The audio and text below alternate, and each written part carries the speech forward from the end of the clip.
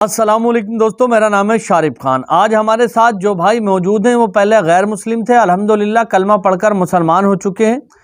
दो लोगों से आज हम आपको मिलवाने वाले हैं और ये दो लोग बाप बेटे हैं। आपको बता दूं कि बाप ने अपने बेटे को साथ लिया और अपने घर बार, दौलत, शोहरत, रिश्तेदारों को छोड़कर अपना घर छोड़कर चला गया, सिर्फ इस वजह से क्योंकि उसने इस्लाम कबूल किया था। जैसे ही उसने इस्लाम कबूल किया तो सिर्फ उसके बेटे ने उस पर एतबार किया कि अब्बा जान आपने जो भी किया है सही किया है और मैं आपके साथ हूँ।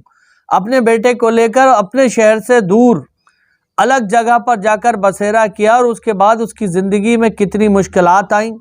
जो चीज़ पहले से उसके पास थी, यानी जब वो नॉन मुस्लिम था उसके पास सब कुछ था, घर बार, मकान, ज़मीन, तमाम तरह की चीज़ें उपलब्ध थी, लेकिन अल्लाह की राह को चुनने के लिए सब कुछ छोड़कर फिर से उन चीज़ों के लिए मेहनत और मशक्क़त करने लगे। और ये वो व्यक्ति हैं कि जिनका साथ कोई ख़ास मुसलमानों ने भी दिया नहीं। आपको बता दूं कि इस दुनिया के अंदर ये अपने आप को तन्हा महसूस करते थे और अपने अल्लाह से रो रो कर दुआएं मांगा करते थे। और एक दिन इनकी दुआ रंग लाई, कि ऐसी रंग लाई कि अल्लाह तबारक व तआला ने इनको नवाजा भी, और इनकी जो पहले इज्जत थी उससे ज़्यादा अल्लाह तबारक व तआला ने दुनिया में इनको इज्जत भी दी, शोहरत भी दी, सुकून भी दिया, और अल्लाह का जो एक अल्लाह का बताया हुआ रास्ता है उस पर चलने की तौफीक भी अता की। तो अपनी ज़िंदगी की पूरी कहानी ये खुद आपको बताएंगे, मैं ज़्यादा इनके बारे में नहीं बताऊंगा। दो मोटी मोटी बातें इनके स्ट्रगल के बारे में आपको बता रहा हूँ, फिर ये पूरी स्टोरी बताएंगे कि कैसे क्या कुछ हुआ। आज के इस दौर में जहां लोगों का यकीदा हल्का होता चला जा रहा है, आप लोग जानते हैं कि इस दुनिया में ज़्यादातर लोग सिर्फ पैसा कमाने को ही सब कुछ समझते हैं, रिश्ते नातों को अक्सर अहमियत नहीं देते पैसे के सामने। लेकिन ऐसी दुनिया में भी रिश्ते नातों को भी इन्होंने अहमियत दी। जब अल्लाह तबारक व तआला ने इनका सब कुछ सही कर दिया तो ये अपने परिवार के लोगों के प्रति इनके मन में मोहब्बत है। हालांकि वो नॉन मुस्लिम है, ये मुसलमान है। तो बहुत कम दुनिया में ऐसे लोग देखने को मिलते हैं कि जिन्हें आज आप देखने के लिए जा रहे हैं। इनकी बात को सुनना, वीडियो शुरू करते हैं और देखते हैं कि अल्लाह जिसको भी अपनी मोहब्बत जिसके दिल में डाल देता है वो फिर दुनिया के सामने नहीं झुकता, सिर्फ अपने रब के सामने अपने सर को झुकाता है। तो वीडियो में देरी नहीं करते हुए वीडियो को शुरू करते हैं और जानने की कोशिश करते हैं भाई से कि आखिर पूरा मामला क्या है। मैंने घर छोड़ा है, दौलत छोड़ी है, जायदाद छोड़ी है, जो भी आपके साथ ही मुसलमान हुआ था मूसा, मेरे साथ। मूसा। दोस्तों ये पूरा वीडियो बड़ी मुश्किल से मिला है, इसको एंड तक जरूर देखिएगा। बाप बेटे के मुसलमान होने की पूरी कहानी, जिसको हिंदू माँ ने घर से निकाल दिया था। हिंदू से मुसलमान बना ये शख्स अपनी आप बीती बताते हुए रो पड़ता है। मुसलमान होने से पहले इस शख्स के साथ क्या क्या हुआ था ये देखकर आपकी आंखों में आंसू आ जाएंगे। आपसे सिर्फ ये गुजारिश है, आप इस वीडियो को लाइक करें या ना करें, लेकिन इसको एंड तक ज़रूर देखिएगा।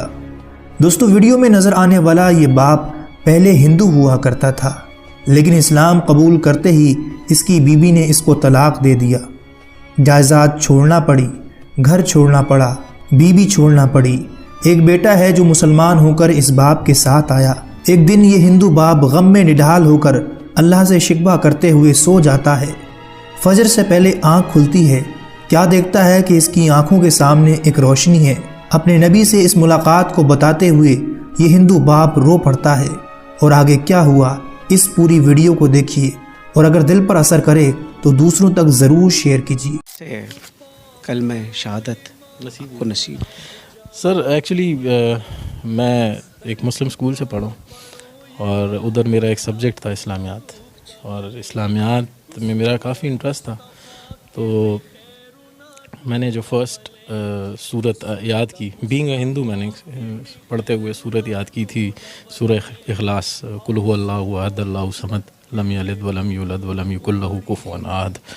तो उसमें तो बताया गया कि कहो कि अल्लाह एक है, अल्लाह बेनियाज है, ना वो किसी का बाप है ना किसी का बेटा, और कोई उस जैसा नहीं है। तो मैं घर गया, अपने वालिद से क्वेश्चन किया। हमारे घर में ऑब्वियसली हिंदू थे तो काफ़ी बुत पड़े हुए थे, तो उधर मैंने उनसे क्वेश्चन किया कि इनमें अल्लाह कौन है, who's Allah among them, because दिमाग तो यही था ना कि बस जो कुछ है ये है सामने। तो वो उसको एक आम सवाल समझे, आपकी गुस्ताखी। मेरी गुस्ताखी समझे, क्योंकि मुझे उसके बाद थप्पड़ पड़ गया अपने वालिद से, वो ठीक ठाक थप्पड़ पड़ा। फिर मैंने जाके अपने टीचर से कहा कि मैं सर ये क्या पढ़ा दिया, कि मैं तो घर जाके पूछ रहा हूँ, मुझे मार पड़ रही है, आप जो पढ़ा रहे हो। तो उन्होंने कहा कि नहीं बेटा, आपने ये क्वेश्चन गलत जगह कर रही है, अल्लाह उनमें नहीं है, आप ढूंढ रहे क्या हो? मैं सर मैं तो अल्लाह ढूंढ रहा हूँ, जो आपने पढ़ा है इसको ढूंढ रहा हूँ। कहते यार ये तो तुम कुछ अलग ही चीज़ ढूंढ रहे हो। कहते छोड़ो, तुम एक काम करो, ब्रेक के वक्त ना, जब तुम्हारी रिसेस होती है तो एक 10 मिनट मेरे पास आया करो। फिर अहमद वो रोशनी कहाँ मिली? सर ये रोशनी जब मैं मैट्रिक में चला गया, तब मतलब मैं इस्लामियात में इतना तेज़ हो गया था कि मेरे जो क्लास फेलोज थे वो मुझसे सूरतों के, आयतों के तर्जुमे पूछे थे पेपर के अंदर ना, ऑलमोस्ट 2-3 को तो मैंने खुद ही पेपर भी करवा दिया था।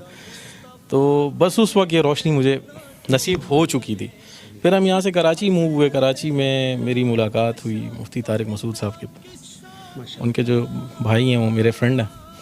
तो उन्होंने मुझे दावत दी कि भाई आप दीन में आओ। मैं कहा सर मैं दीन में आऊँगा, लेकिन जिस तरह आप लोग दीन में उस तरह नहीं आना है मुझे। मतलब एक बंदे को पता है कि दीन क्या है और वो बैठ के सब लोगों को बता रहा, तो बाकी लोगों पे फ़र्ज़ नहीं है कि वो जाने दीन को, उन्हें पढ़ें दीन को। क्योंकि मैंने तो जब कुरान पढ़ना शुरू किया था तो उसमें जो पहला वर्ड पढ़ा था वो था इकरा, पढ़ो, इकरा बेस्म रब्बिकल लज़ी खलक़, पढ़ो। तो पढ़ते हम नहीं, हम सुनते ज़्यादा हैं।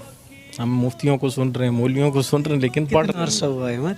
मुझे 5 साल हुए हैं दीन में आए हुए। क्या तकलीफ़ें झेली, क्या मुश्किलात आई? तकलीफ़ें तो सर बहुत ज़्यादा है।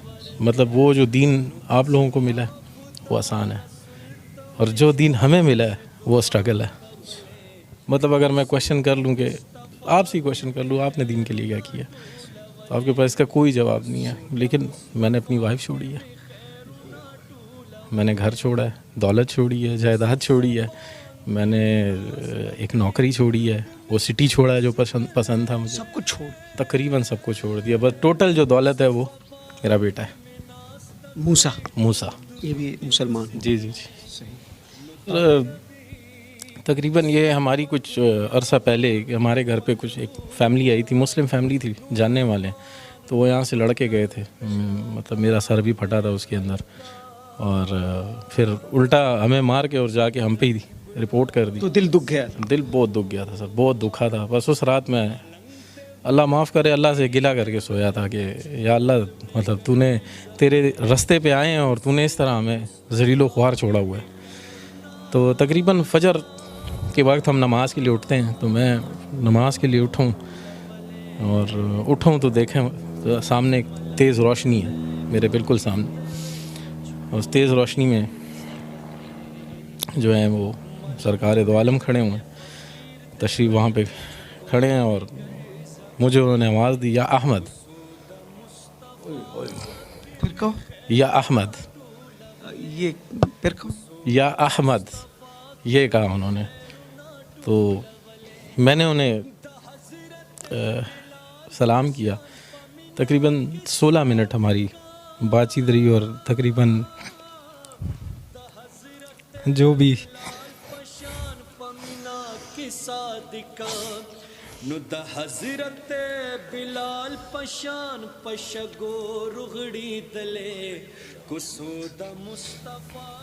अपने आप को संभालो।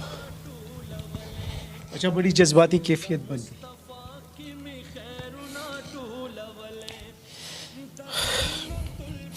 बस जो भी दिल में था वो उनको मैंने बताया कि ये हुआ मेरे साथ। और लोग इस तरह कहते हैं, लोग घटिया कहते हैं, लोग कहते हैं घटिया लोगों को कौन बेटी देता है। ये हमारे लिए ये घटिया लोग रह गए। सारी बातें हुई तकरीबन 16 मिनट। आखिरी जो बात थी, उन्होंने कहा था कि तुमसे अब अगली मुलाकात मदीने में होगी, और तुमने दुनिया की मेहमान नवाज़ी देखी है, तो मेरी मेहमान नवाज़ी देखो, आओ मदीना आओ। तो मैं सोचता था कैसे जाऊँगा। ठीक है, पासपोर्ट था मेरा बना हुआ था, लेकिन उस पर नाम पुराना था अमित कुमार, उस पर मॉडिफिकेशन करानी थी। तो मैं गया हूँ और पासपोर्ट भी बना, वीज़ा भी लगा, और मैं 3 दिन बाद मदीना में था। पहुंच गए? जी पहुंच गया। 3 दिन बाद मैं मस्जिद नबवी में था। मेहमान नवाजी हुई? मेहमान नवाजी सर ऐसी हुई कि इन 11 दिनों में मैं 11 दिन मदीना में था, और बाकी दिन मक्का में था। 11 दिन जो मैं मदीना में था, मेरा 1 रियाल भी खाने पे नहीं लगा है। भाई बुलावा किसका था? बिल्कुल सरकार दो आलम का बुलावा था, और 1 रियाल मेरा खाने पे नहीं लगा, 1 रियाल। ये वो बातों के बाद 3 दिन बाद आप मदीना मुनव्वरा में। जी बिल्कुल। बड़ी जज्बाती कैफियत बनी हुई है शाहसवार। मूसा एक ही बेटा मेरा, एक ही बेटा। अभी भी चली गई। जी सर। ये आपके साथ ही मुसलमान हुआ था मूसा? मेरे साथ। मूसा मेरी जान कैसे हो? तबीयत ठीक है? अब इतनी तकलीफें वाले साहब झेल रहे जी हैं, क्या बताते हैं आपको? बस वही, जैसे अभी वो मुस्लिम फैमिली आई थी, उन्होंने वो मार अम्मा से मुलाकात होती है? नहीं, बिल्कुल वो भी आपको छोड़ के चली गई? बिल्कुल। आपको इतना छोटा इतना जवान करके वो कैसे जा सकती है? बस ज़्यादातर तो अम्मी ने वो, इतना नहीं था मेरा, तो ज़्यादा अबू के साथ था, क्योंकि अबू मुझे वो करते, मतलब दीन के उसमें बताते थे। खुश होना? बिल्कुल, बहुत ज़्यादा खुश। अहमद और मूसा है जी जी पहले इनके नाम को छोड़ते, जी जी इनके पहले नाम कुछ और थे। आप उनको छोड़ के चली नहीं गई, क्यों? बस कुछ ऐसे बातें हो जाती इंसान को समझ नहीं आती है कि, तो बस उसी वजह से बंदा निकल जाता है।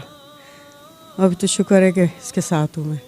कबूलियत इस्लाम के बाद दोनों में कुछ तब्दीली आपने देखी? बिल्कुल बिल्कुल, दुआ नमाज कुरान हर चीज़ पढ़ते हैं और अपने वक्त के ऊपर जाते हैं। और नहीं तो मैं ख़ुद भी चिल्लाऊंगी इस चीज़ पे कि जाओ नमाज़ पढ़ो, आप लोगों ने इस्लाम कबूल किया, और मैं इस चीज़ पे बहुत खुश हूँ, मैं खफा नहीं हूँ। तो दोस्तों, भाई की वीडियो आपने देखी, इनकी स्टोरी देखकर आपके मन में क्या कुछ भावनाएं उठी, क्या फील हुआ, ये ज़रूर बताएं। और इसी के साथ साथ मैं आपको बता दूं कि अल्लाह तबारक व ताला ने जो नियामत हमें पैदाइशी तौर पर दी है उसको सीरियसली लो। पहले मैं अपने आप को भी कहता हूं कि नमाजों की पाबंदी करो, अल्लाह की इबादत करो, हमेशा बुराई से बचो और हमेशा लोगों को नेक एडवाइस देने की कोशिश करो। नेक एडवाइस देना भी बहुत बड़ी नियामत है। आपको बता दूं कि अगर कोई व्यक्ति आपसे सलाह लेता है तो उसको हमेशा अच्छी सलाह दो, और कोई सलाह नहीं भी लेता है और आपको ऐसा लग रहा है कि ये व्यक्ति गलत रास्ते पे जा रहा है या गलत काम कर रहा है, तो आपका फ़र्ज़ बनता है उसको समझाना कि भाई ऐसा मत कर। उसको हिदायत देना या नहीं देना ये अल्लाह के हाथ में है, लेकिन तुम्हारा जो फ़र्ज़ है उसको बताना, सही रास्ता दिखाना, तुम उसको दिखाओ। ऐसे न जाने कितने वाक़यात हुए हैं जब लोगों से लोग इंस्पायर होते हैं। आप लोग जानते हैं कि इस्लाम दुनिया का सबसे तेज़ी से फैलने वाला मज़हब है। इसके पीछे का एक मुख्य कारण ये भी है कि लोग जब इस्लाम के अंदर अच्छाइयों को देखते हैं, जब लोग ये बात पहचान जाते हैं कि इस्लाम हमेशा से हमेशा तक मोहब्बत सिखाता है, लोगों का एहतराम सिखाता है, और इस्लाम के अंदर कोई भी ऐसी बात नहीं बताई गई है कि जिससे दूसरे लोगों को तकलीफ़ या दुख पहुँचे, तो बाकी लोग ऑटोमेटिकली इस्लाम की तरफ रुजू कर लेते हैं। तो ये आपका और हमारा फ़र्ज़ है, हमारी जिम्मेदारी है कि हम अपने दीन के बारे में लोगों को बताएं।